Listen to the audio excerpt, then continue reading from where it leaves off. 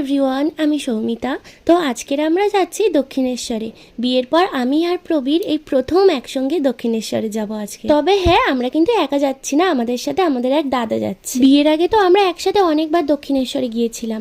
একটা কথা বলতে শুনেছিলাম বিয়ের আগে যে প্রেম করাকালীন নাকি দক্ষিণেশ্বরে যেতে নেই, কিন্তু আমরা তো অনেকবার গিয়েছিলাম। বিয়ের আগে একসঙ্গে দক্ষিণেশ্বরে গেলে নাকি সম্পর্ক নষ্ট হয়ে যায়, এরকম অনেক লোক অনেক বাজে বাজে কথা প্রচার করে। আসলে এরকম কিছুই হয় না, মা কখনোই চায় না তাদের সন্তানদের মধ্যে বিচ্ছেদ ঘটুক। আমরা দুজন বাড়ি থেকে বেরিয়েছিলাম ওই সকাল 8:30টায়, আর পৌঁছাতে পৌঁছাতে বেজে গিয়েছিল 10টা।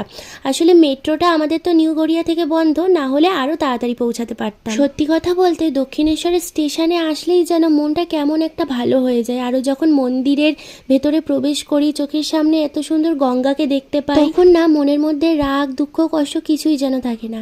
যাই হোক, আমরা পুজো দিয়ে সঙ্গে সঙ্গে চলে গেলাম আদ্যাপীঠে দুপুরের খাবারটা খাওয়ার জন্য। আদ্যাপীঠে তো 12টা থেকে 1টা পর্যন্ত কুপন দেয়। মায়ের প্রসাদী খাবারের এত স্বাদ যে কি বলবো। তোমরা যখনই দক্ষিণেশ্বরে যাবে একটু আদ্যাপীঠ থেকে ঘুরে এসো এই দুপুরের খাবারটা খাওয়ার জন্য।